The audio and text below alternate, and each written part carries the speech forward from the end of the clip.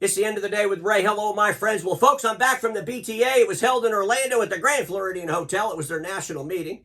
Anytime you get a chance to go and talk to your colleagues and your peers, industry folks, is always a good thing, regardless of the content of the meeting. The ability to go and talk with your peers and colleagues is always a good thing. Find out what their visions are for the future. Where are they at today? What are their challenges? Always a good thing. But there was a presentation put on at this BTA meeting that made me say, wow. And then I said, wow again. Then I said, wow a third time. And it really got my blood boiling. It got me passionate. And the presentation was by Bob Goldberg. And we all know Bob Goldberg. He's been with this industry for 48 years. The BTA lawyer, 48 years.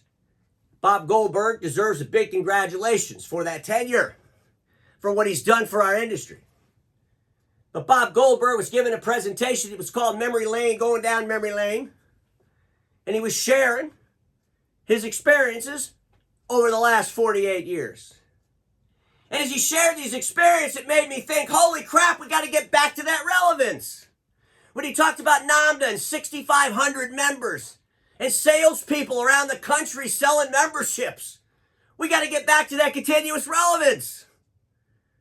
When you think about it, especially us old folks, I've been in the industry for 35 years. And you think about what has gone on in this industry over the last 35 years, let alone the last 48 years. But the industry's changing so much.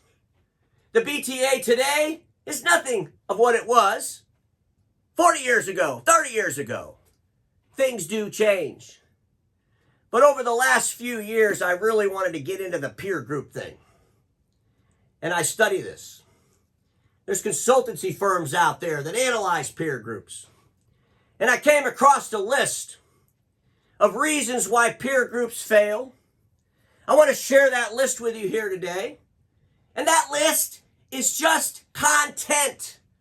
You, the listener, can put it in context to a group you're in, whether that's the BTA, whether that's the CDA, whether you're an MSP and you're in an MSP group. Look at this list and see if that content gives context to the group you're in. But before I do that, ladies and gentlemen, I want to share the slide I put together. Above it, it says, is the BTA still the enthusiastic intersection connecting the industry's passion with its purpose? One of Bob Goldberg's first slide, he talked about the purpose. The purpose of the BTA. Everything has to have a purpose. You'll see the word purpose. You'll see the BTA logo, and below that I have passion led us here. It's one's passion. It's one's passion that leads them to accomplish their purpose, whatever that purpose is.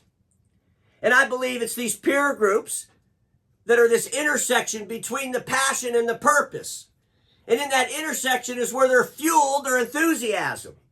And as Bob spoke, I was thinking about years and years ago at the organizations and the power they had and the enthusiasm they brought to help one get from their passion to their purpose and succeed in their purpose. And I think today we're getting a little stale.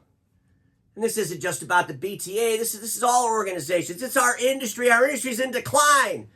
And when it's in decline, it's a lot harder to get enthusiastic. But we still have passion, don't we? We still have a purpose, don't we? We need peer groups that'll be that enthusiastic intersection between those two. Ladies and gentlemen, look at this list. I'm going to read this list off. I'll make some commentary. This is from LX Council, Why Groups Fail. As I read this, put this content in context to any group you want. Interactions between members are too superficial. Think about it. Members not being genuine about what is really going on. Ladies and gentlemen, how many times have you heard it? A lot of people hear it about me. Ray just says what everybody else is afraid to say. Is that discussing what's really going on? Stale topics being repeated and never dealt with. Low energy in meetings. Members exhibiting that everything's good. They have no issues. Everything's fantastic. Our industry's declining. Print declined 30%. It's fantastic. Lack of real action taken by others to create success. Feeling of being in a loser group. Not being held accountable by the group. Not being held accountable by the group. Think about this. As you hear a presentation, you hear a diversification strategy, but there's no accountability. Or as I say, it's all adjectives with no math. And that's usually proved pure bullshit. Meetings are too predictable, stale, and boring. Lack of true peers in the group. The level of experiences and stage of company maturity is too different to relate to. This is so important. You know, years ago, when it was called NAMDA, as Bob shared those wonderful memories, those peer groups had the big guys, the medium guys and gals, and the little guys and gals. I will say this, I know back in those days there was more guys than gals. But at the end of the day, ladies and gentlemen, it was those littler companies that could listen to those medium companies so they could one day be there. And then they would listen to the larger companies and they would have hopes and dreams. And maybe they brought their wife to the meeting and their wife's looking at this really successful company. And she's remembering all the pain that you and her went through. And she's thinking, wow, will we one day get there? Ladies and gentlemen, we've got to bring excitement to the group so we can get those big dealers to come back. We need their mentorship like never before. Like never before. Lack of diversity represented for different perspectives and opinions. We need lack of diversified conversations. We need different opinions. We need people that'll challenge. We need people that'll hold people accountable. Because without accountability, where are we? Ladies and gentlemen, I got one more slide I want to share with you. I believe there's two types of peer groups. We have a static group, we have a dynamic group. If you look at the static group, it is a predetermined destination. Predetermined destination. You know where you're going, what you're going to do when you get there. It's all predetermined. There's no surprises. Focuses on comfort. Changes only when forced. Obviously, because all industries modify and move along the way, a lot of times you have to change. You're forced to it. That's a static group.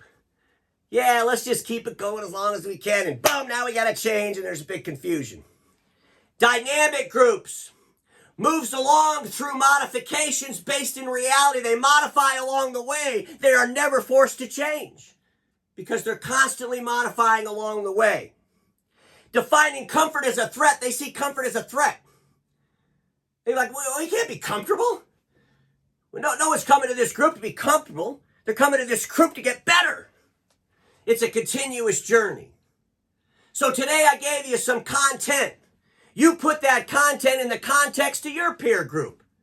You ask yourself, is my peer group that enthusiastic intersection between my passion and the success of my purpose?